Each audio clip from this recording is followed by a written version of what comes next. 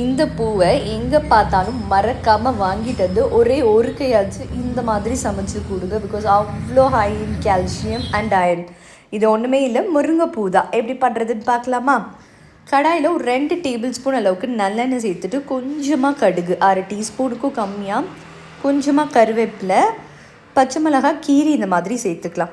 பொடியாக கட் பண்ண வெங்காயம், ஒரு 4 போல் வெங்காயம் தாராளமாக சேர்த்துக்கோங்க. இப்போ இதில் லேசாக தூள் உப்பு சேர்த்து நல்லா வதக்க விட்டுடலாம். ஸ்பெஷலாக ஒரு பொடி பண்ண போகிறோம். இது சப்ஜி பொடி தான். இந்த மாதிரி நீங்கள் எந்த பொரியல் வைக்கும் போது இது மேலே போட்டு அப்படி பசங்களுக்கு கொடுத்தீங்கன்னா கண்டிப்பாக டிஃபன் பாக்ஸ் காலியாகி தான் வரும், வச்சுருக்க மாட்டாங்க. இது இருக்கட்டும்.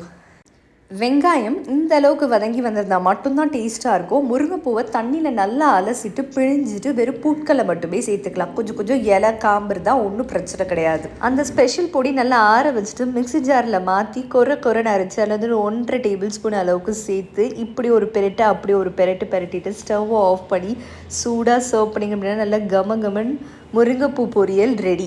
இதை நீங்கள் மட்டும் சேவ் பண்ணிக்காமல் உங்கள் ஃப்ரெண்ட்ஸ் அண்ட் ஃபேமிலிக்கும் ஷேர் பண்ணி விடுங்க. அப்படியே மறக்காமல் நம்ம பேஜையும் ஃபாலோ பண்ணிக்கோங்க.